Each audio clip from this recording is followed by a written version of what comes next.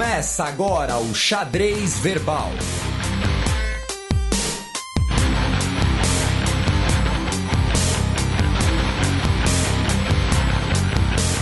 Bom crepúsculo, ouvintes da Central 3. Está começando mais um Xadrez Verbal, seu podcast semanal de política internacional. E aí, Felipe, como estamos? Como diria o poeta MC Bin Laden, tudo tranquilo, tudo favorável, né? Cada um com seus problemas, mas isso não interessa aos nossos ouvintes que estão aqui para saber mais sobre o mundo, aprender mais sobre o mundo. Como sempre, né? Agradecendo todo mundo que ouviu o podcast, todo mundo que ouve o podcast, todo mundo que divulga o podcast, todo mundo que comentou o podcast. E falando em comentários, né, a nossa amiga Keila Teixeira e o querido Guilherme Sena, que também já participou do Anticast, mora lá em Brasília. Ambos deram uma boa sugestão de filme, que inclusive eu já tinha comentado um tempo atrás no site do Xadrez Herbal, o filme A Informante, sobre aquela questão de abusos sexuais por tropas da ONU. O Leandro e o Denis te agradeceram, moram aqui em São Paulo, porque você lembrou da Avenida Marechal Tito, acredito que é por onde eles moram. A Mari Ellen disse que Buenos Aires no verão nunca mais, porque estávamos falando disso, ela disse que estava insuportável. E por contrapartida, a nossa querida Marcele, que citei no programa anterior, já contribuiu, já colaborou com o site Xadrez Herbal, inclusive está mexendo os pauzinhos com contato para uma participação especial aqui de um conhecido dela aqui no nosso programa, disse que Buenos Aires não está tão barata assim, mesmo após o governo do Macri. E o Pablo fez um comentário com boas dicas de livros sobre o Haiti. Comentaram lá no site Xadrez Herbal, deem lá uma olhada. Essa semana saiu mais um Anticast, com a participação aqui desse tonto que vos fala, falando sobre xadrez, essa vez xadrez, literalmente xadrez, o jogo, xadrez, entendeu? Xadrez? Chess, xadrez. E essa semana teremos, né, o retorno do Fronteiras Invisíveis. Quer dizer, semana que vem, né? Quarta-feira teremos programa novo, meu caro Matias? Teremos programa novo. A sua camisa, que ninguém está vendo, só eu vejo, tem algo a ver com o tema? Tem, tipo Colômbia. Já deu a dica. É café. Café e um outro... Temos ouvintes menores aqui. Enfim, queria mandar um abraço também pro casal de amigos, a Lívia e o Vago, Burani Figueira, eles que estão dando uma força lá em casa e que ouvem o Xadrez Verbal no café da manhã. Já que o Vago é barista, café, já que falamos de Colômbia... Não, mas é um péssimo dia de começar... Péssima maneira de começar o dia, hein? Ouvindo você e como o mundo tava desgraça. Enfim, vamos passar pro primeiro bloco? Manda. Giro de notícias.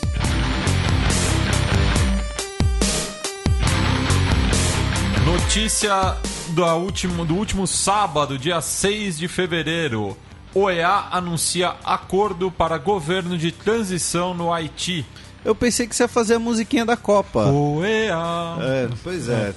É isso que eu aturo, gente. É isso que... esse é meu amigo. Mas enfim, no último programa falamos bastante do Haiti, né, da situação do Michel Martelly, que seu mandato acabou, e a OEA chegou num acordo para uma transição de 120 dias. Um presidente interino será eleito pelo legislativo, pelo parlamento, e ele terá esse mandato aí provisório de 120 dias até o estabelecimento do segundo turno das eleições. Ou seja, não será uma nova eleição, será o segundo turno da eleição que foi suspensa. Ocorrerá no dia 24 de abril, um domingo, e a posse do novo presidente espera-se que ocorra no dia 14 de maio. E no mesmo assunto, né, o general brasileiro Ajax Porto Pinheiro, que já citamos ele aqui, disse, né, concretizou, basicamente, não vou dizer confirmou, né, mas a especulação que fizemos aqui, que isso deve, inclusive, atrasar a retirada de tropas da ONU do Haiti, deve prorrogar a missão de paz. Notícia da última segunda-feira, dia 8 de fevereiro. Mujica diz que Raul Castro já decidiu que deixará o poder em Cuba. Então, aqui a gente vai ter um mini bloco de Cuba, né? O meu amigo Mujica, com quem eu tive uma vigorosa conversa na praça A Praça Independência. Praça Independência. Eu ia falar Praça do Artigas, né, lá em Montevidéu. Né, tirei foto com ele, você não, Lero. Inclusive você chamou ele de fofoqueiro, agora há pouco. Não, ele é o ombudsman da esquerda. Mas... Né, o Mujica, que recentemente esteve em Havana conversando com o Raul Castro, disse que o Raul Castro já tomou a decisão de sair do poder. Ele tem 85 anos, já briga aí com questões do avanço da idade, e isso colocou, né, já as primeiras especulações sobre qual seria então o futuro de Cuba. Né, se nós teremos aí uma transição, se nós teremos uma eleição democrática, se nós teremos um apontamento pelo Congresso cubano do sucessor de Raul Castro. Então fica aí essa interrogação, mas essa revelação, né, esse babado do Mujica. E ainda em Cuba, nós teremos hoje, quer dizer, teremos não, né? Estamos tendo... Né, enquanto estamos gravando, hoje, na sexta-feira, dia 12, o encontro do Papa Francisco com o patriarca Cirilo, da Igreja Ortodoxa Russa. Isso é a primeira vez que isso ocorre desde 1054. E não, eu não comi nenhum número, tá, ouvinte? É 1054, 1054. Desde o chamado cisma. Teve veículo de imprensa que colocou 1504, mas acho que foi um erro de digitação. Né? Pode ser, mas entendeu? Não foi que. É quase 1000 anos mesmo. E esse encontro ocorre em Cuba, por quê? Por dois motivos, por três motivos, na verdade. O primeiro motivo é o logístico, porque o Papa estava no México.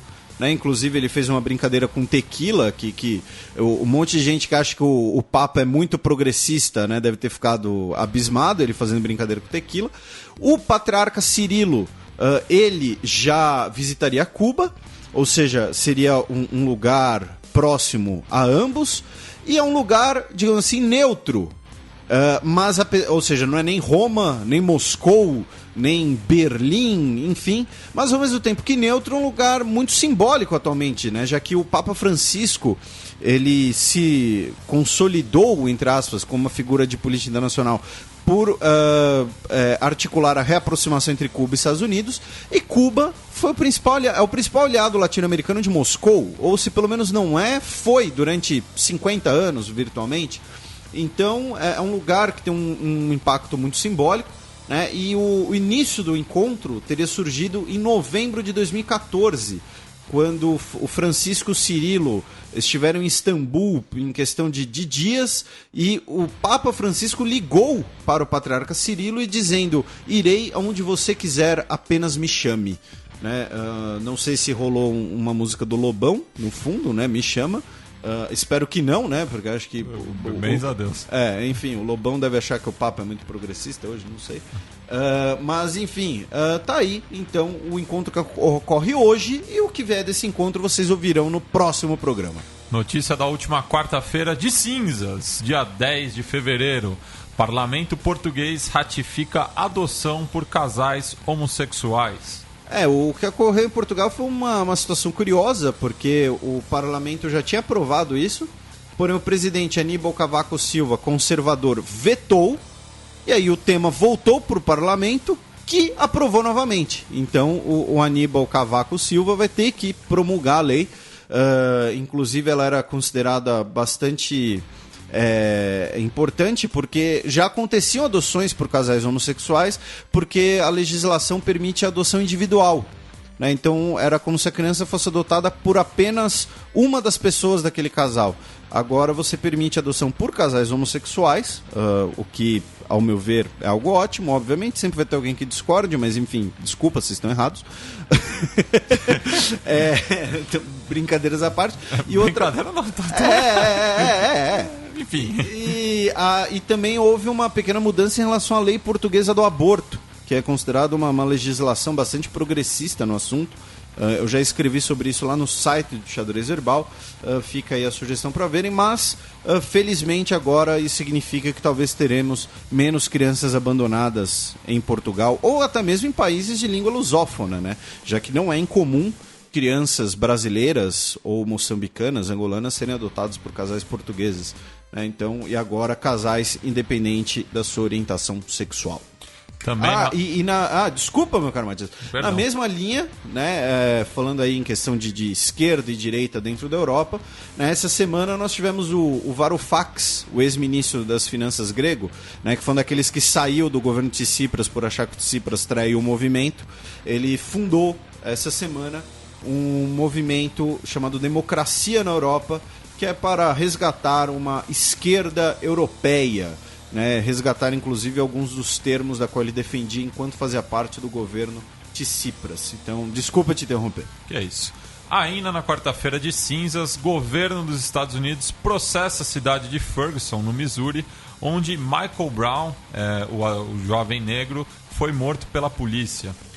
O governo federal dos Estados Unidos está processando a cidade de Ferguson porque a cidade ela revisou o acordo que ela tinha assinado em relação ao tratamento de minorias, em relação ao tratamento policial, a fiscalização policial.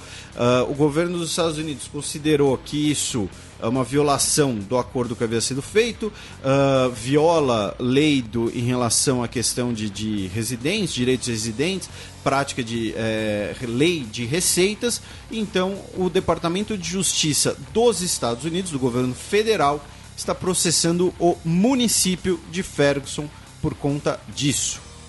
Agora vamos para a nossa coluna aberta, o quadro opinativo aqui do Xadrez Verbal.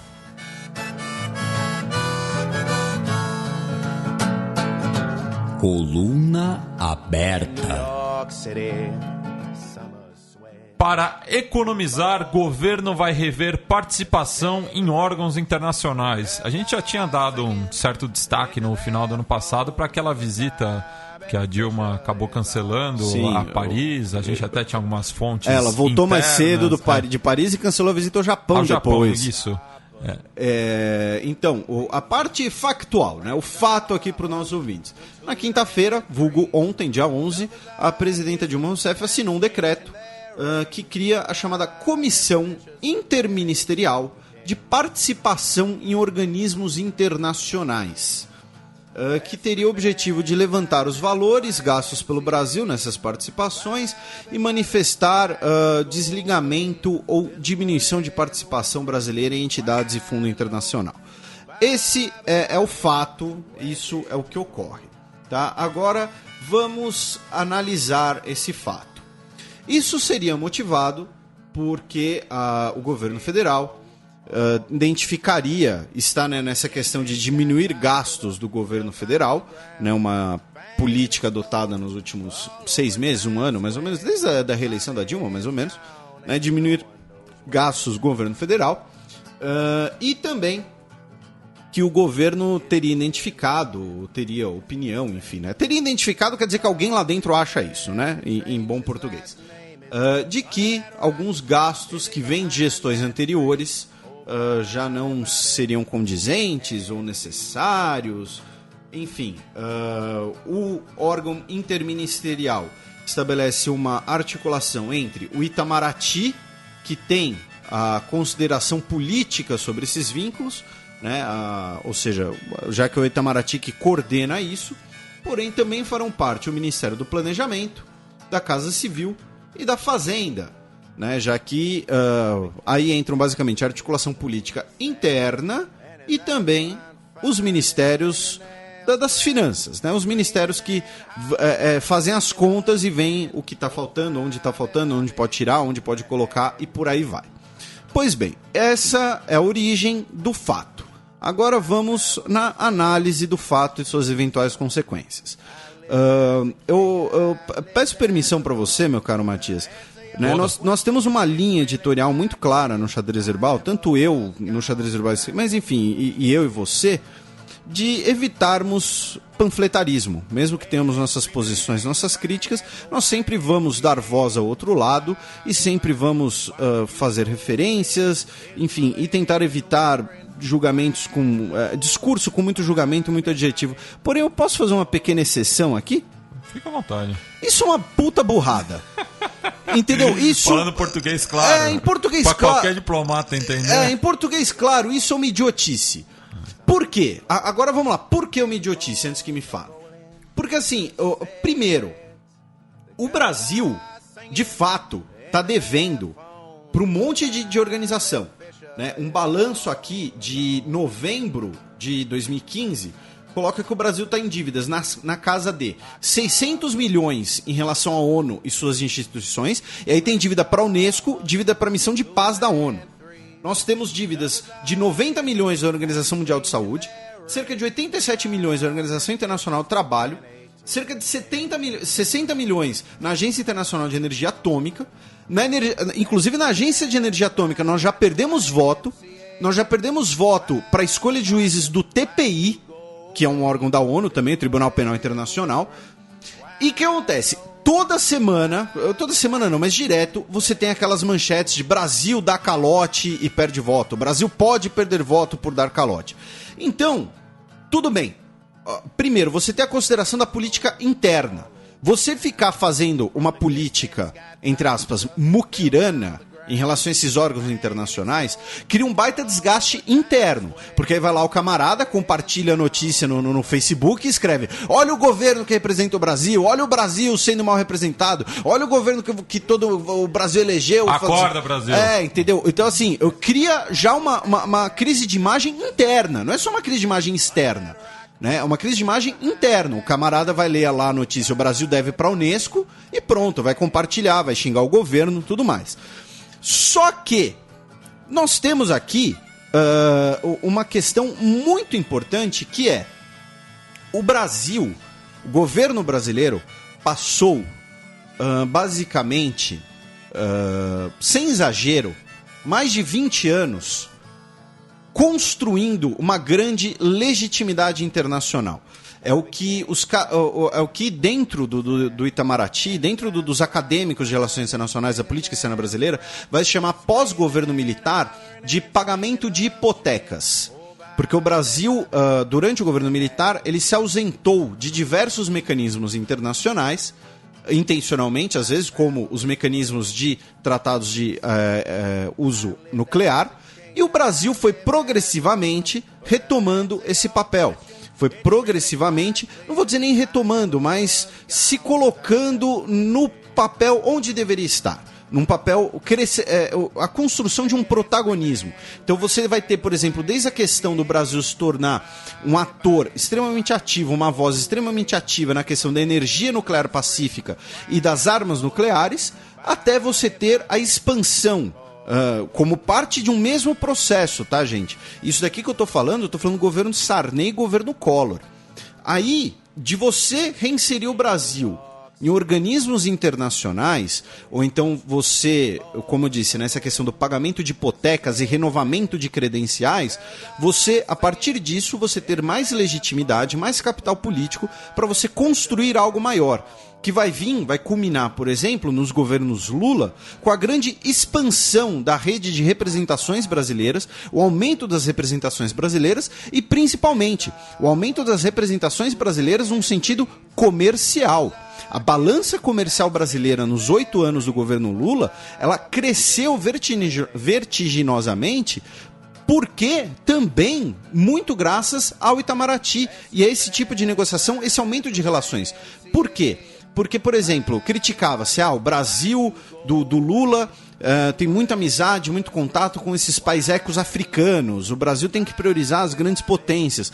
Só que, para ficar num exemplo bem banal, a gente não vai vender carro para os Estados Unidos ou para a Alemanha, mas a gente vai vender carro para o Gabão, para o Benin. A gente vai conseguir fazer intercâmbios tecnológicos que sejam proveitosos ao Brasil, em que o Brasil esteja numa situação mais favorável nessa balança comercial. Vai vender serviços, né? E aí a gente cita aqui um nome chamado Odebrecht, né? E aí vira aqui uma... Que está concretando o mundo. Exatamente. Metade das obras na América Latina são do Odebrecht. E hoje a gente vê o outro desdobramento disso. E né? se não é do Odebrecht, é da OAS. De política interna. Né? O Porto de Mariel, por exemplo, também era obra do Odebrecht. Mas enfim, aí nós temos aqui o desdobramento de política interna, a questão da Lava Jato e tudo mais. Porém, a questão é, você construir uma ampla representação internacional. E mais do que uma ampla representação, uma representação ativa. Porque, por exemplo, o Brasil, na OMC, a Organização Mundial do Comércio, é visto como o principal representante dos países emergentes, dos países, entre aspas, pobres. Quando o Benin tem alguma demanda na OMC, eles pedem ajuda ao Brasil.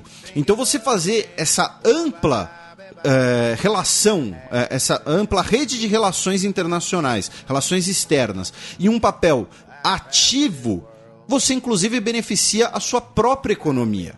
Você traz comércio para o seu país, você vende mais para fora, você abre mercados para os seus produtos. Então, você diminuir essa representação internacional com a justificativa de economia, a médio e longo prazo vai ser pior ainda. É uma economia na base da porcaria. E aí tem um diplomata que escreve na Folha, ele atualmente está licenciado, o Alexandre Porto Vidal. Já citei ele aqui no programa várias vezes. Inclusive, se o Alexandre Porto Vidal estiver nos ouvindo, alguém que conhece ele estiver nos ouvindo... Um abraço. Um abraço e fala para ele que eu quero dar um jeito de trazer ele para participar do nosso programa, de convidá-lo aqui para o nosso programa. Mas eu sempre cito ele, porque ele bate muito nessa tecla, inclusive com números. Então, por exemplo, ele cita o caso da relação comercial brasileira com o Japão, que o Itamaraty, com um orçamento ínfimo, e o orçamento do Itamaraty tem sido diminuído cada vez mais, é uma crítica que a gente já fez aqui, consegue abrir mais mercado para os produtos pesqueiros brasileiros no Japão do que o tal do Ministério da Pesca, né, que é o outro ministério nanico, digamos assim. Né? O Brasil consegue, via uma rede de representações diplomáticas e um papel ativo em organismos internacionais, favorecer ainda mais a sua economia do que esse dinheiro aqui que é gasto, que no fim das contas, os números que eu citei em reais podem parecer grandes, mas no fundo não são tão grandes assim. Essa dívida aumentou muito por conta da desvalorização do real. Porque normalmente toda essa questão de organismos internacionais é em dólar. Então, o que o Brasil está tentando fazer é economizar uma desvalorização cambial, que no fundo pode trazer mais prejuízo, diminuir ainda mais o comércio, diminuir ainda mais o fluxo comercial brasileiro, o que é uma grande bobagem. Além, é claro, de você diminuir a participação política do país, tanto no exterior, e vai gerar repercussões na política interna também. Então você perde, com essa medida que querem tomar, a criação desse comitê, você perde em todas as frentes possíveis: econômica, política interna e política externa. Para encerrar a minha parte aqui, eu vou inclusive ler ipsis literis a conclusão de uma coluna do Alexandre Porto Vidal, algum tempo atrás, sobre o assunto. Qual é a vantagem de economizar menos de 1% do orçamento nacional, que é a parcela total do Itamaraty no orçamento da União? Para ser mais preciso, o orçamento do Itamaraty no orçamento da União é 0,7%. 0,7%. Retomando, quando essa economia tem um enorme custo indireto de enlamear o nome do Brasil na opinião pública mundial. Ou seja, é uma economia na base da porcaria. Sabe, se você... o dinheiro que o Brasil deve em organismos internacionais, você consegue captar, você consegue suprir isso fechando qualquer outra torneira de qualquer outro ministério, que não tem o mesmo impacto. Então, assim, em bom português, é uma grande bobagem do governo Dilma, do atual governo Dilma, que, além de ser uma grande bobagem, mostra que a gente não estava... realmente não tinha muito motivo para ficar muito otimista nos programas do fim do ano passado. Porque, né, você se lembra, por exemplo, quando Casarões esteve aqui, ele comentou, né, que a Dilma estava passando a dar valor à política externa, coisa que ela não fez no seu primeiro mandato, né, mas com Mauro Vieira isso estava começando a mudar. Talvez tenha sido uma mudança apenas da boca para fora, ou talvez tenha, enfim, não tenha mudado tanto assim, talvez... E já pode ser sentida na própria ausência dela em Davos. Exatamente, que você lembrou aqui quando a gente conversou com o Daniel, você até fez aquele contraste com a participação do Lula. né? Então, assim, os últimos episódios, né, para ficar o Davos que você citou, cancelamento de visita ao Japão, a questão do viagem a Paris ter sido encurtada, agora esse comitê para diminuir ainda mais os gastos brasileiros com política internacional, que tem essa questão, né, de que muita gente vê como, né, dinheiro para luxo, né? A pessoa acha que a embaixada do Brasil em Budapeste é aquele comercial de Ferrero Rocher, né? Não à toa. As festas na mansão do embaixador. Entendeu? Então, não à toa a gente vive falando disso no Menino Neymar. Mas enfim, essa daqui é a parte venenosa da coluna aberta. Você tem suas considerações, meu caro Matias? Vamos passar para frente. Então, e só para complementar, né, o Brasil agora tem um novo cônsul de Israel em São Paulo. Né, o Dani Dayan, provavelmente o nome dele vai ser retirado pelo governo israelense. Algumas fontes do governo israelense já falaram isso, né? O Dori Goren... Foi uma queda de braço que o Brasil ganhou. Mas porque o Brasil tinha razão, na verdade, né? Muita gente usou um argumento que, assim, o antissemitismo é algo abominável e ele existe. Inclusive a gente vai falar mais disso mais lá pro fim. Porque tem uma notícia sobre especialmente isso hoje. Mas muita gente acusou a posição brasileira de ser antissemita, quando na verdade todas as convenções internacionais de relações entre países davam razão ao Brasil. De qualquer jeito, o Dori Goren, de 60 anos, diplomata de carreira do Ministério das Relações Exteriores de Israel, será o novo cônsul israelense em São Paulo. E também a presidenta Dilma Rousseff vai fazer uma visita ao Irã ainda em 2016, que deve ser retribuída no máximo em 2017. Lembrando que nós fizemos 2 programas atrás, né, falamos bastante do Irã, de como o Irã é a nova bola da vez na economia mundial. Então essa é uma relação importante, inclusive do ponto de vista econômico, porém não podemos deixar aí de censurar, de criticar a decisão da criação desse comitê de diminuição de gastos. Bueno, vamos passar para o nosso quadro das efemérides semanais. A Semana na História.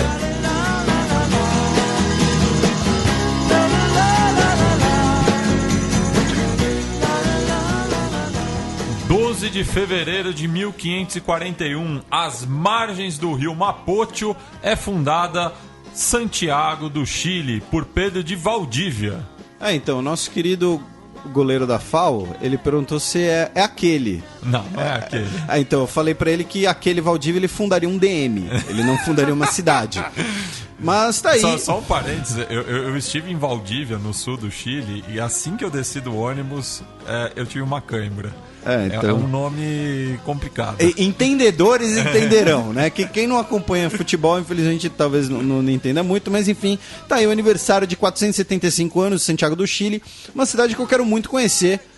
Inclusive porque dizem que os frutos do mar são bastante diversos, né? Que são da costa do Pacífico, né? Você já esteve por lá? 2 vezes, adoro Santiago. Um abraço a todos meus amigos santiaguenhos. E também gostaria de ver um clássico lá, né? Assistir em loco, um clássico. É verdade que lá eles põem abacate em tudo? Sim, põe abacate em tudo e é uma delícia, viu? Vai sem preconceito, come cachorro quente com pauta, que é como eles chamam o abacate, que é sucesso.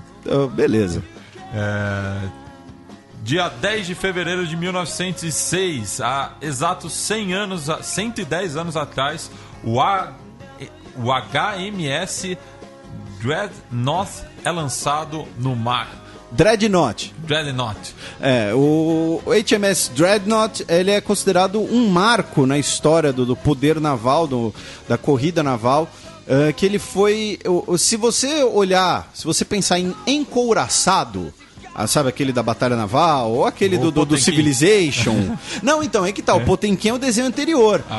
Aquele desenho é o desenho do Dreadnought. Ele revolucionou o desenho e criou uma grande corrida naval armamentista pelo mundo inteiro, que inclusive chegou na América Latina. É um tema que me interessa bastante. Eu penso em ter um projeto grande em relação a isso, né? Que são, por exemplo, no caso do Brasil, o Minas Gerais e o São Paulo.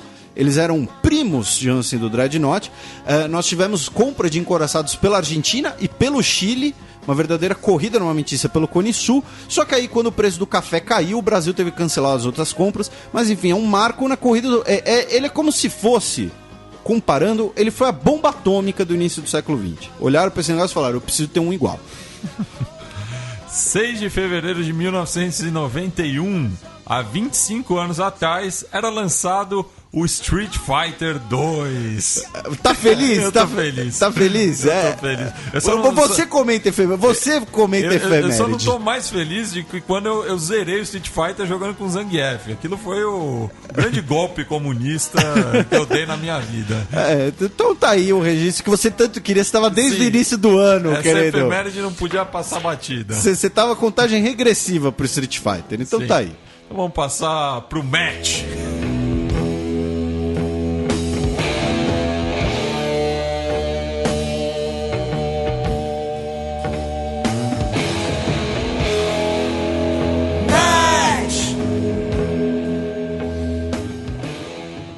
Coreia do Norte ordena tomada militar de complexo industrial intercoreano. Vamos lá, vamos por partes, como diria Jack Stripador. Nós tivemos o teste de foguete de um lançamento de satélite, segundo o governo da Coreia do Norte. Inclusive eu soltei a notícia, eu repliquei uma notícia sobre isso nas mídias sociais do Xadrez Verbal, para quem acompanha tanto no Twitter e no Facebook. Se você não acompanha. Então nós tivemos o lançamento pela Coreia do Norte, um teste de satélite, segundo eles. Porém, na verdade, como eu até comentei, o que diferencia um foguete que lança um satélite e um foguete que lança um míssil que lança uma bomba nuclear é o destinatário. E, obviamente, a carga também, né? Como o nosso querido Heitor comentou lá no Facebook. Né? E a Coreia do Norte, ao fazer isso, ela inclusive violou resoluções do Conselho de Segurança que colocavam que ela não poderia usar teste de tecnologia de mísseis balísticos. Porque, repito, um foguete é um míssil balístico, tá, gente? Não tem muita distinção, inclusive, na tecnologia. Por conta disso, o Senado dos Estados Unidos aprovou mais sanções contra a Coreia do Norte. Inclusive, daqui a pouco eu acho que os Estados Unidos não vai ter mais o que sancionar da Coreia do Norte, né? Congelou os últimos bens, inclusive a indivíduos que têm ligações com a Coreia do Norte. O Conselho de Segurança da ONU e o Brasil também condenaram o teste de foguete, porque, repito, não é apenas que, olha, é um foguete que pode ser um míssil, mas tinha resoluções anteriores que proibiam a Coreia do Norte de fazer isso. Ou seja, eles fizeram de teimoso, por assim dizer, falando como se fosse uma criança. Né? Não é bem o caso. Né? Por conta disso também, os Estados Unidos e a Coreia do Sul decidiram instalar um sistema antimísseis, que é o mesmo sistema antimísseis que gera muita polêmica no leste europeu, na Coreia do Sul, para proteger a Coreia do Sul e o Japão, que seriam os potenciais alvos desse míssil, foguete / míssil. Né? Eu vou falar só o termo míssil agora, tá, gente? Ele tem um alcance agora de cerca de 10 mil quilômetros, né? Especula-se o míssil testado. Por conta disso, aí entra a questão do complexo industrial eu vou respirar aqui. Kaesong. Acho que tá. Kaesong. Tá, então, é um complexo industrial que fica na fronteira entre os dois países, que ele emprega norte-coreanos em empresas sul-coreanas. A Coreia do Sul paga ao governo da Coreia do Norte pelo uso dessa mão de obra e 20% desse pagamento é repassado aos trabalhadores, ou seja, o próprio governo da Coreia do Norte embolsa 80% desse dinheiro. A Coreia do Sul disse que retiraria os seus cidadãos do complexo de Kaesong como parte dessa tensão entre os dois países por conta do lançamento do foguete. O governo de Pyongyang, da Coreia do Norte, ordenou a tomada militar do complexo, já que as instalações ficam em território norte-coreano, na região da fronteira, mas ainda na Coreia do Norte. E cortou as linhas de comunicação do complexo, as 2 linhas telefônicas, inclusive uma que servia para a comunicação entre Seul e Pyongyang. Essa situação ela é prejudicial a ambos, no caso do complexo industrial. Por quê? Porque você, primeiro, diminui o intercâmbio político, o intercâmbio econômico, o pouquíssimo intercâmbio econômico que ainda existe entre os dois países. Você tira uma das poucas ferramentas de diálogo que existe entre os dois países.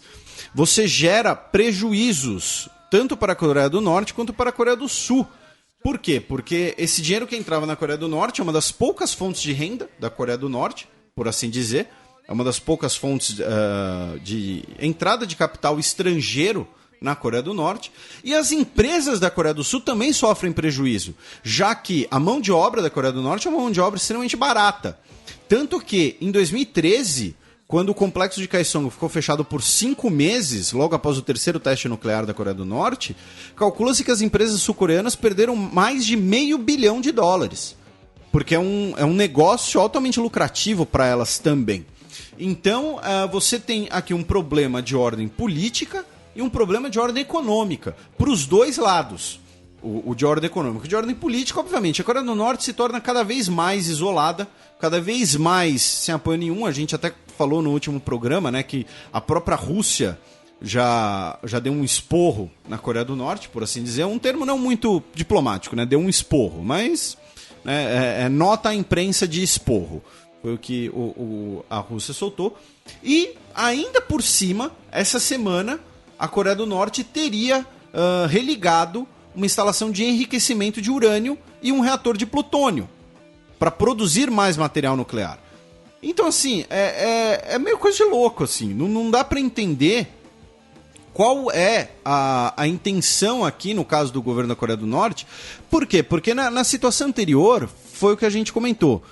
Você fazer um teste nuclear, anunciar que é uma bomba de hidrogênio, tem uma função de você ter uma cartada na negociação. Só que agora você compromete, inclusive, as eventuais negociações. Você está perdendo dinheiro, você está se isolando ainda mais politicamente, você está violando acordos anteriores, ou seja, que moral você vai ter para negociar, né? Você não vai ter o mesmo grau de confiança com alguém que violou um acordo anterior. Então não dá para entender muito o que a posição da Coreia do Norte nessa última semana, embora uma coisa seja inegável agora. No sentido hard power, né, poder concreto, poder militar, se de fato a Coreia do Norte tem um míssil balístico com alcance de 10 mil quilômetros e uma bomba de hidrogênio miniaturizada para colocar na ponta dele, assim, pode dar merda. Seul tá logo ali? Pode dar merda. Entendeu? Em bom português. Novamente, né, outro momento não muito equilibrado aqui no nosso programa de hoje. Mas pode dar problema. Então, mas, em contrapartida, vão perder dinheiro, todo mundo vai perder dinheiro, vão ficar mais isolados, não vão ter muita como exercer essa demanda política. Então é esperar aí as cenas dos próximos capítulos, já que a comunidade internacional inteira foi virtualmente unânime em condenar a Coreia do Norte, mais sanções, perda de dinheiro, enfim. Seus comentários, meu caro Matias? Comida coreana, alguma sugestão, alguma dica? Ali no Bom Retiro, perto da oficina cultural Oswald de Andrade, tem diversas opções gastronômicas coreanas, só que é muito apimentado, viu? Então vão prevenidos. Vão preparados. Vamos passar para o cheque. Cheque. Castillo donde estaba cuando caíste en desgracia, el que siempre acompañaba tus momentos de viudez, reinabas en aeropuertos sutilmente. Potências concordam com cessar fogo na Síria dentro de uma semana. É isso mesmo que vocês ouviram, caros amiguinhos. O acordo foi em Munique, tá? Não foi em Genebra. Porque nós teremos em Munique uma conferência de segurança global, que inclusive conta com a presença do nosso chanceler, o Mauro Vieira. O que foi acordado? Foi um acordo principalmente, né, só para dar aqui o nome completo, a 52ª Conferência de Segurança de Munique, que começou hoje e vai até 14 de fevereiro.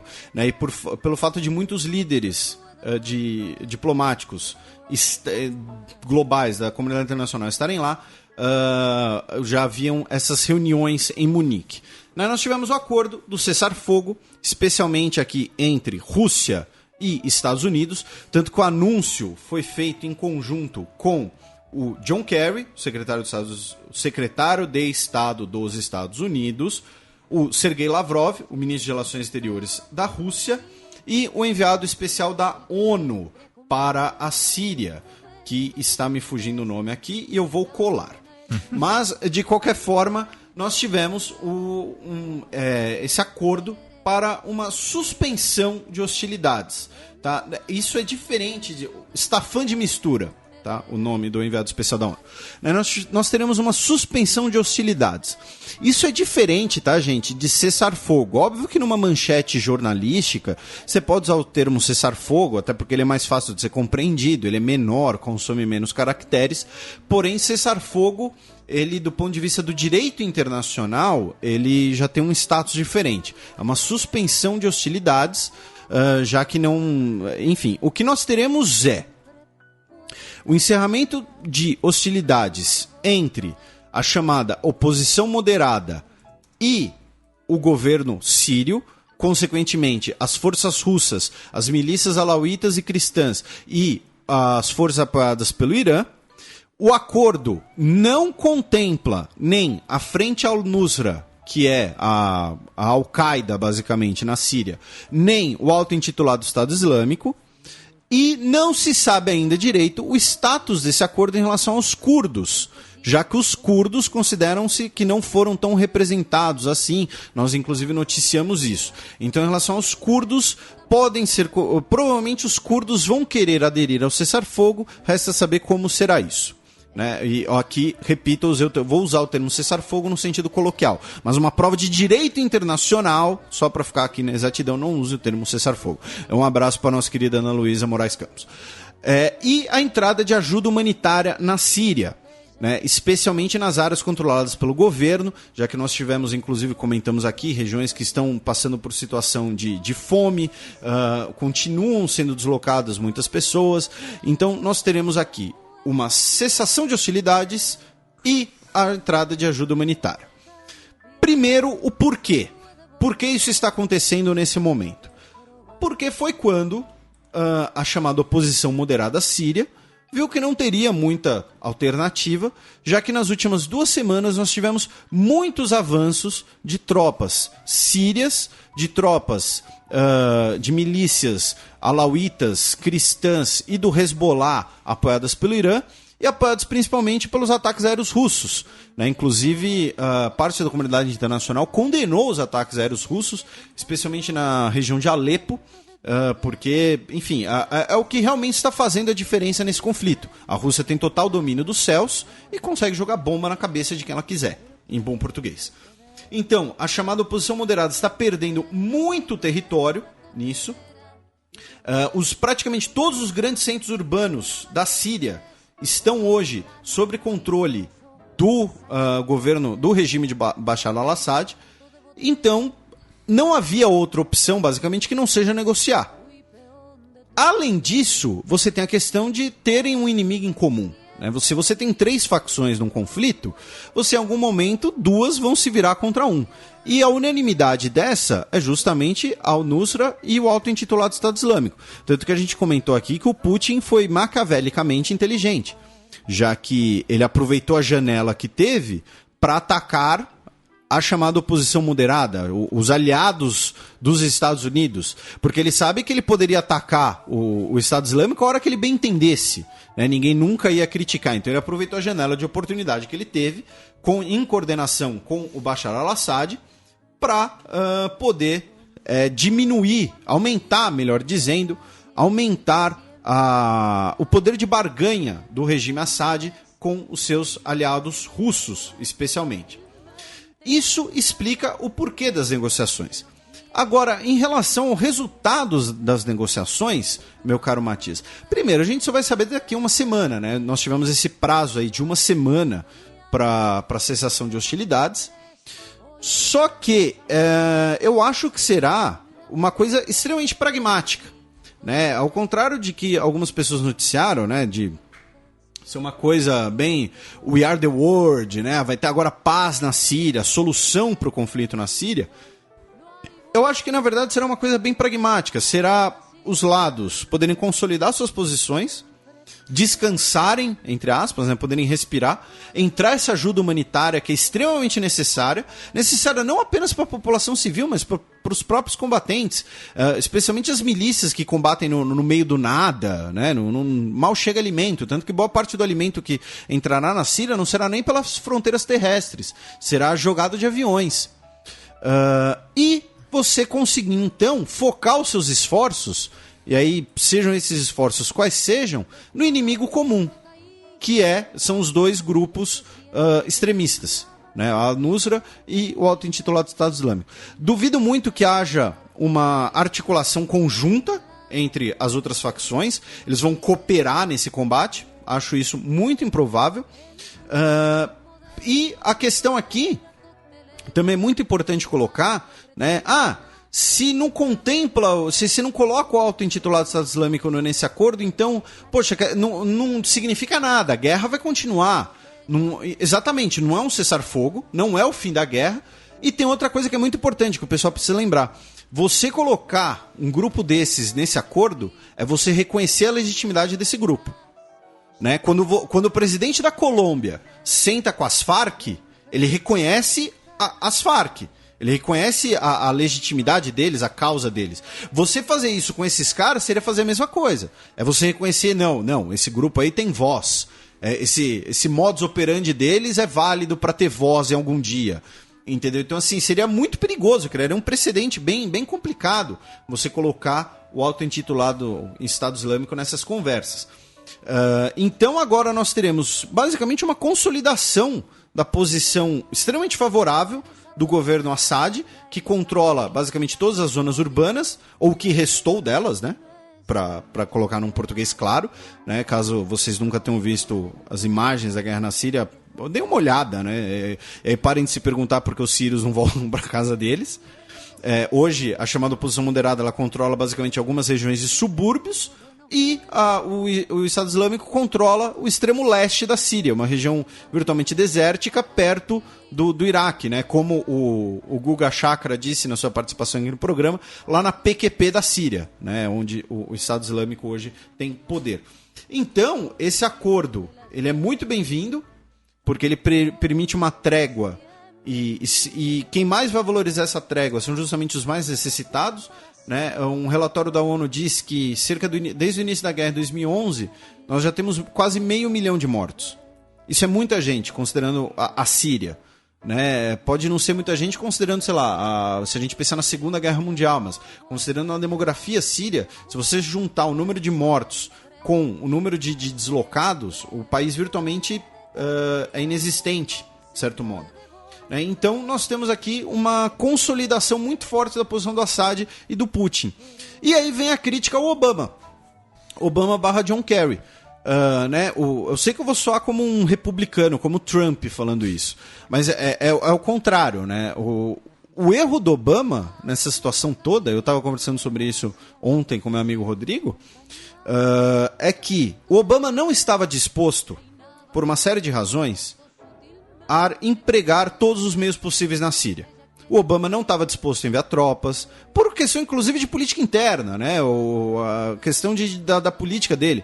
Não estava disposto a, sei lá, colocar 3 porta-aviões na costa da Síria e ficar fazendo ataques aéreos indiscriminados.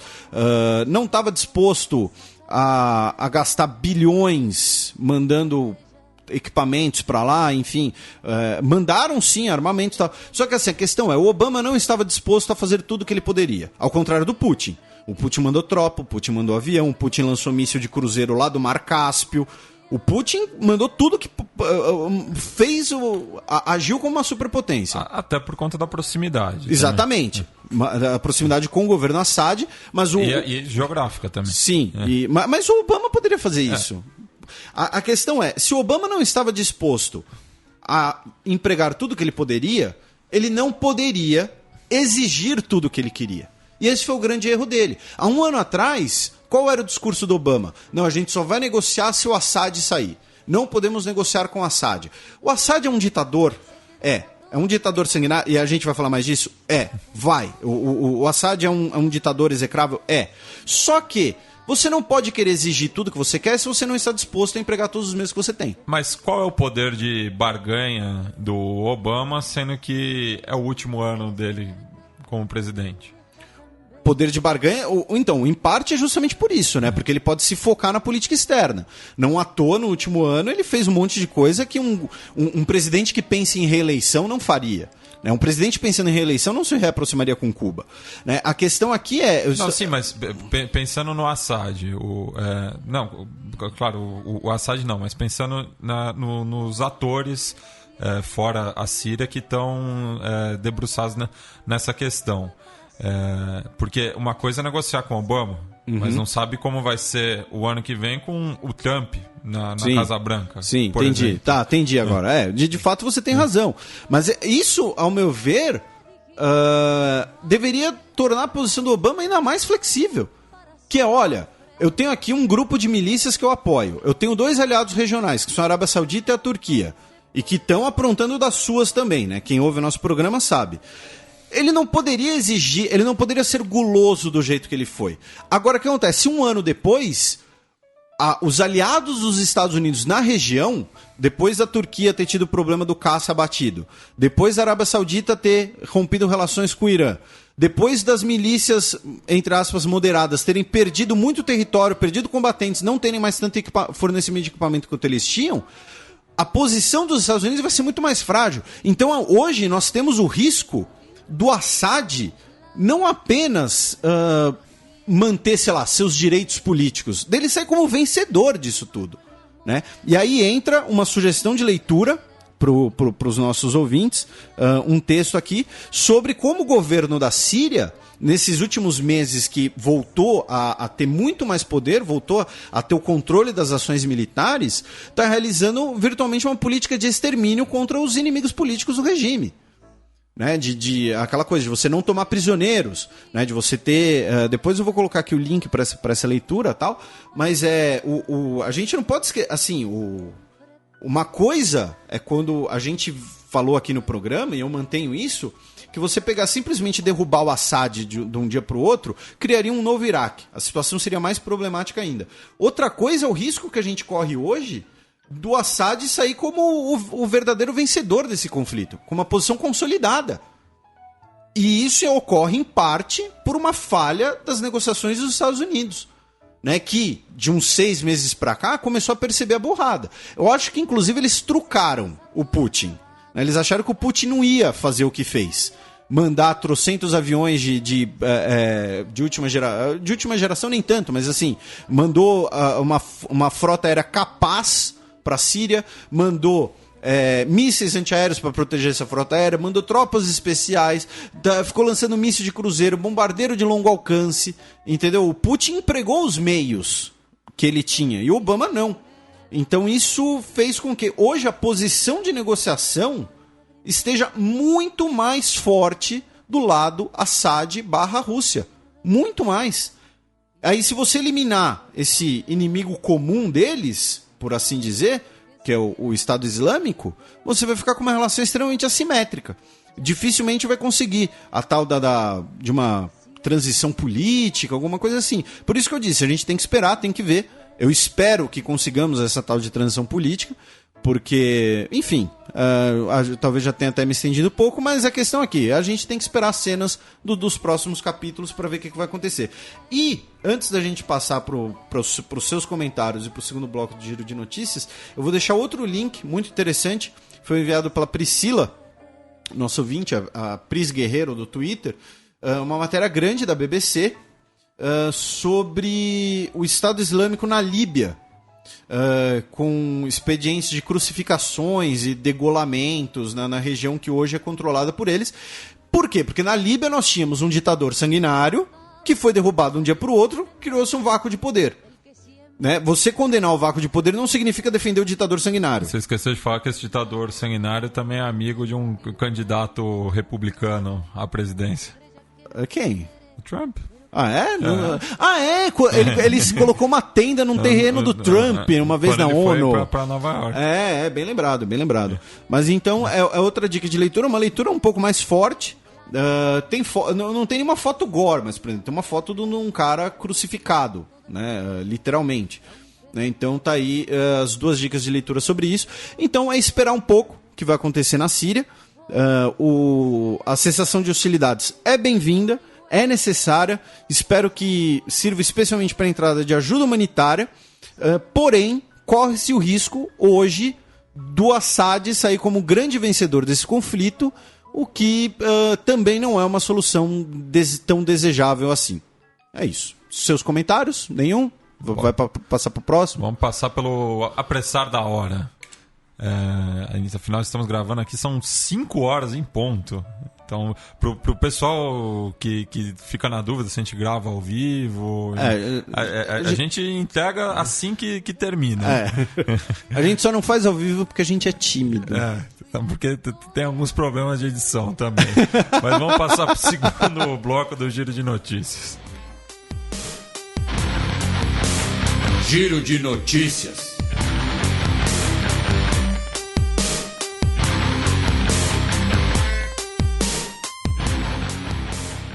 Também na última quarta-feira de cinzas, ataque de mulheres suicidas matam 56 em campos de refugiados na Nigéria. Falamos da Nigéria bastante no último programa. Tivemos também a notícia de que soldados camaroneses atacaram um campo do Boko Haram hoje. E essas mulheres, as 2 mulheres suicidas que se explodiram no nordeste da Nigéria, elas muito provavelmente foram forçadas a isso. Foram suicidadas, né? Elas foram usadas como bomba, né? Não é que elas se suicidaram, né? Que é algo que já tinha ocorrido antes. Então tá aí, se vocês quiserem uma contextualização mais ampla sobre o Boko Haram, ouçam o nosso programa anterior. Notícia de ontem, dia 11 de fevereiro. Senado argentino inicia processo para escolher novos juízes do Supremo. A questão, né, que nós comentamos aqui desde o início, né, o Macri nomeou 2 juízes do Supremo por decreto, algo que não era feito desde a segunda metade do século XIX. É constitucional, mas é legal, mas é imoral. Mais ou menos isso. E eles entraram numa negociação para o Senado votar esses nomes. E lembrando que o governo Macri tem minoria no Congresso, e o chefe da oposição no Congresso já teria dito que vai exigir mais recursos para as províncias em troca aí dessa votação. Que é o grande debate na Argentina também desde a segunda metade do século XIX.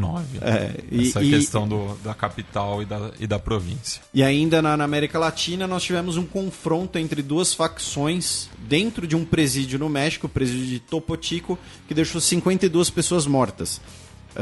Segundo o governador, olha só, não houve fuga, não houve a utilização de armas de fogo. Foram 52 mortes dentro do presídio por briga entre presidiários e sem arma de fogo. Tudo, enfim, é algo meio bizarro pro estômago, mas está aí um conflito entre 2 cartéis, o cartel Zeta e o cartel do Golfo. Também a notícia de ontem, dia 11, apresentadora de TV iraniana quebra tabu e expõe assédio sexual de chefe. A Shena Shirani, ela era apresentadora da Press TV, um canal estatal do governo iraniano com notícias em inglês. Ela denunciou mensagens e e-mails, inclusive áudios de WhatsApp do seu chefe, exigindo favores sexuais, pressionando ela por favores sexuais. Ela jogou isso no ventilador, expôs essas conversas telefônicas. No ar? Não foi no ar, foi na internet. Inclusive num site oposicionista iraniano. Ela pediu demissão e fugiu do país, publicou tudo na internet. Já teria tido mais de 120 mil compartilhamentos na página dela no Facebook. E principalmente, aí entra toda aquela discussão que a gente falava de você ter uma um mecanismo interno, né, de você, um choque interno em relação a esses abusos, né, em relação a esse tipo de coisa. Lembrando que assédio sexual ocorre no mundo inteiro e no Brasil ainda é tabu também, inclusive em instituições políticas brasileiras, mas pela primeira vez houve o afastamento do ex-chefe dela e de um outro funcionário que serão investigados. Pela primeira vez, né? Por quê? Porque ela era uma figura pública, inclusive, né? Para ela ter 120 mil compartilhamentos no Facebook, ela era divorciada, tinha um filho. Ela disse que essa condição fazia com que ela tivesse menos valor, entre aspas, na sociedade iraniana. E agora ela está no Reino Unido e, enfim, tomou essa atitude bastante corajosa, que merece os parabéns, merece expor essa situação. Novamente, essa questão de você expor internamente. E ainda sobre o Irã, né, você usa o Waze, Matias? Já usou? Eu prefiro outro aplicativo. Tá, o Waze, né, ele tem aquela coisa que você coloca se tá inundado, se tem farol quebrado. Criaram uma versão do Irã, uma versão do Waze no Irã, ainda, né, no Irã, que você marca onde está a polícia da moralidade. Que inclusive está começando a ter muita revolta em Teherã contra essa polícia da moralidade, que é, por exemplo, em relação a roupas, maquiagem, mesmo o homem, se estiver vestido de maneira muito ocidental. Teve um caso de um cara que foi preso porque estava usando uma camisa do Lakers, tipo, regata em público, né? O cara não pode gostar de basquete no Irã, e o Irã tinha aquele gigante lá que até jogou na NBA, não vou lembrar o nome dele. Mas enfim, os iranianos criaram um Waze que notifica onde está a polícia da moralidade para você fugir deles, né? Então tá aí a tecnologia ajudando a derrubar governos autoritários. E também a fugir de blitz. Se beber, não dirija.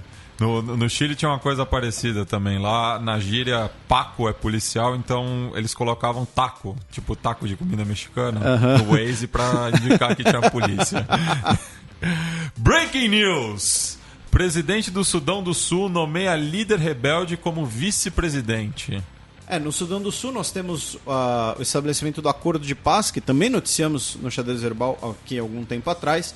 O líder rebelde Riek Machar foi nomeado pelo presidente Salva Kiir como o seu vice-presidente.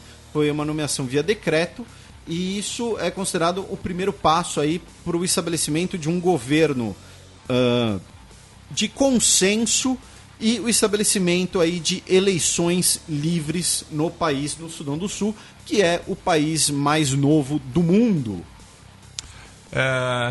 Não temos menino Neymar, né? Não, nós até tivemos uma sugestão no Twitter de um ouvinte nosso, porém era ali um erro de digitação, erro de tradução. A gente achou que talvez fosse pegar um pouco no pé, então pé demais. Então não teve menino Neymar. Mas continuem enviando indicações de meninos Neymares aí pela imprensa.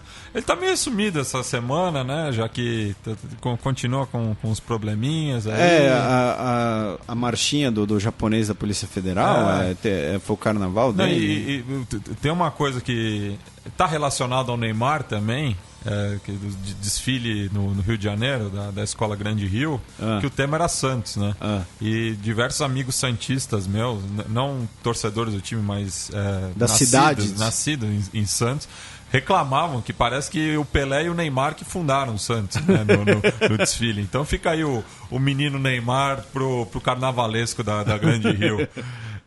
Mas se não tem Neymar, tem peões. Os peões. A bullet from the back of a bush took Medgar Evers' blood. Você falou que é um peão sionista essa semana? A gente vai discutir essa questão aí do antissemitismo e tal, porque as próximas três comentários tem um pouquinho a ver. Então, um peão isolado... Peão isolado, vamos dizer que é pegação no pé, é o Benjamin Netanyahu. Ele tá correndo atrás do título. Ano passado ele ficou mordido, ficou maduro. Assim, por quê? Porque ele defendeu a criação de um muro em todas as fronteiras israelenses. Hoje quase todas as fronteiras israelenses são muradas. Ele vai murar o mar também. E você, né, você ainda por cima, você é um idealista que sonha com o fim das fronteiras, né? Mas não é só a questão da defesa do muro. é que ele disse que ele defende o muro porque na região em que vivemos temos de nos defender contra animais selvagens. Cara, desculpa, mas tipo, cara, não, sabe? Você é o líder de um país, sabe? Enfim. E tem uma coisa curiosa, né? Que é o meu amigo Daniel Dweck, nosso amigo Daniel Dweck, que participou do xadrez verbal especial de fim de ano, Jerusalém, que é judeu, estudioso do judaísmo, judeu praticante. Ele disse que a oposição tem uma relação curiosa com essa questão dos muros, porque assim, o Netanyahu, quando ele defende a criação de um muro, esse muro vai ter que ser colocado em algum lugar. E quando você coloca esse muro, você reconhece a sua fronteira. Ao mesmo tempo, você reconhece o outro lado. Então, tem gente que diz que o Netanyahu ter essa política dos muros e das cercas é até contraditório, porque então ele reconhece que o território do outro lado daquele muro não é de Israel, logo é da Palestina, logo é da autoridade palestina, do Estado palestino. Enfim, é uma crítica interna que rola a essa política dentro de Israel. Né? Lembrando que, falando por mim, eu sou um crítico ferrenho do governo Netanyahu, isso não quer dizer mais nada, mas enfim. E o peão promovido é o homem do momento, né? O peão promovido é o Bernie Sanders, que venceu as primárias de New Hampshire. Após vencer as primárias, ele captou cerca de quase 7 milhões e meio de dólares para sua campanha.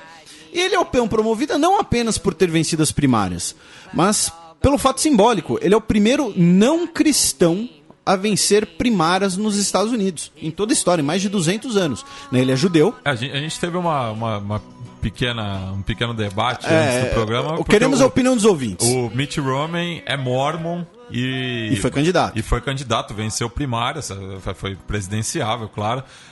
E daí tem esse debate se os mormons são cristãos ou não, né? Mas de qualquer jeito não vai ter resposta certa. Vai ter resposta. Tem as duas interpretações. A gente buscou na rede também, não existe um consenso, mas enfim, o Bernie Sanders então é o primeiro judeu a vencer. Ele é o primeiro judeu, mas assim, se você considerar os mormons cristãos, ele é o primeiro não cristão. Também. O país teve o país teve um presidente católico, que foi o Kennedy, e todos os outros eram protestantes. E o John Kerry foi o último candidato católico. Então, assim, ou seja, é um marco simbólico muito interessante. E ele é judeu praticante, ele é um cara discreto, mas é um judeu praticante. Ele não é ortodoxo. E ele até não fala muito desse assunto. E outro caso é do James Monroe, da doutrina Monroe, que a coleção pessoal de documentos de carta deles foi queimada. Então não se sabe a religião dele. Ele muito provavelmente tinha alguma religião, mas não se sabe qual era a religião dele. Mas tá aí, o peão promovido da semana é o Bernie Sanders. E só uma notificação, né, para os ouvintes que estão apoiando a candidatura do Bernie Sanders. O Guga Chakra, no seu perfil no Twitter, lembrou que os últimos 4 presidentes estadunidenses não venceram em New Hampshire. Então tem uma coincidência. Os 2 Bush, o Clinton e o Obama não venceram lá no estado do Nordeste dos Estados Unidos. E aproveitando, por que a gente ainda não fala tanto? Não, é porque a gente não fala tanto das eleições primárias dos Estados Unidos aqui. Porque são as primárias. Né? Quando a gente tiver uma definição maior, quando a gente tiver, por exemplo, um conflito de políticas externas, por exemplo, Bernie Sanders, ele é um completo isolacionista. Ele quer retomar a política externa dos Estados Unidos lá do Hoover, basicamente. Ele é um isolacionista. Né? Mas quando a gente tiver os 2 candidatos, aí sim a gente consegue falar mais. Mas o Guga Chakra, muito melhor do que a gente, fez uma análise ótima sobre isso lá no programa que ele participou. Então, se você não ouviu, baixa lá e ouve. Vamos passar para as dicas culturais. The Almighty. DJ One. Sétimo selo.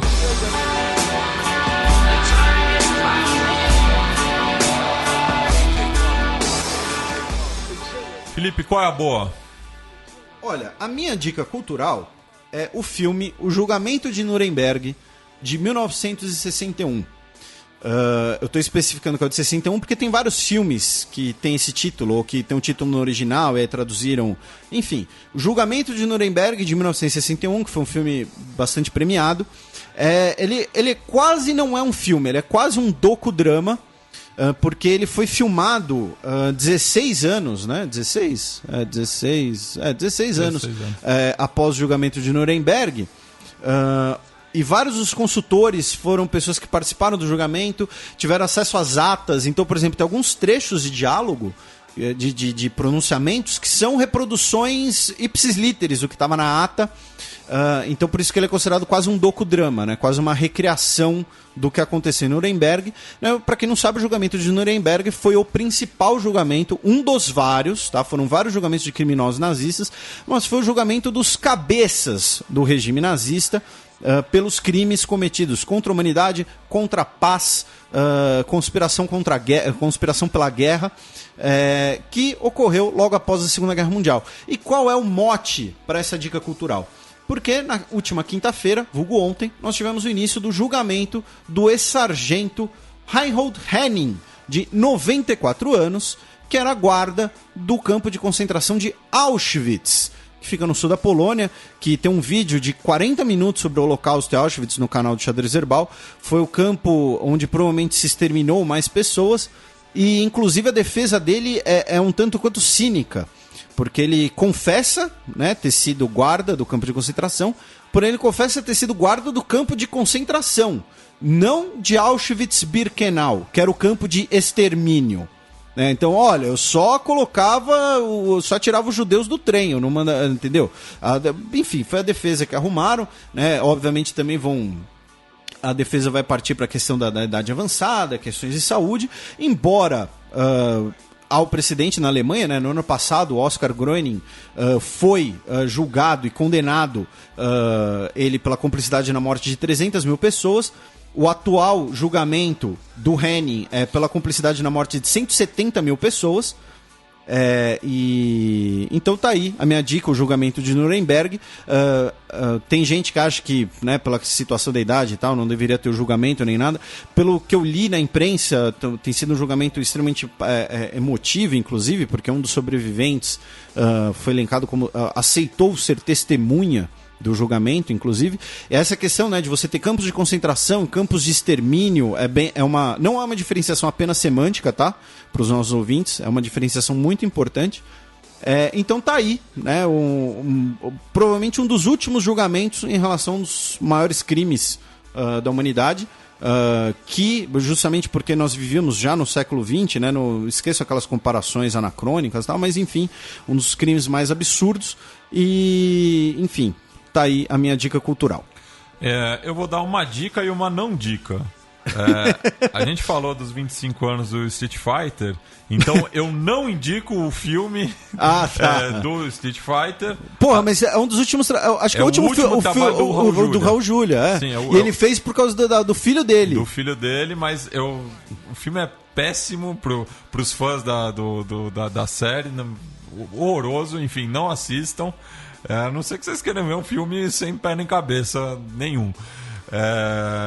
E a minha dica, de fato, daí é o álbum A Mi Ciudad, do grupo Santiago del Nuevo Extremo, cujo o cantor e o compositor, o Luis Leber, é pai do meu amigo Camilo, da banda Fóssil. Então indico esse disco de 81, ainda na ditadura, e é uma das primeiras músicas de um grupo chileno residindo no país que fazia uma crítica sutil à ditadura pinochetista.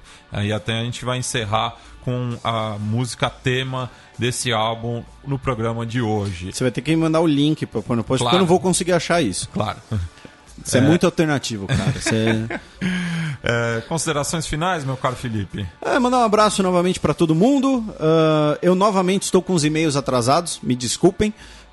Acompanhe o canal no YouTube do Xadrez Herbal, acompanhe o Xadrez Herbal nas redes sociais, inclusive essa semana 10 mil no Facebook, o que, por exemplo, comparado com a audiência do podcast ainda é muito pouco, tá? Tem muita gente que ouve o podcast e não tá em nenhuma das mídias sociais, isso é um absurdo.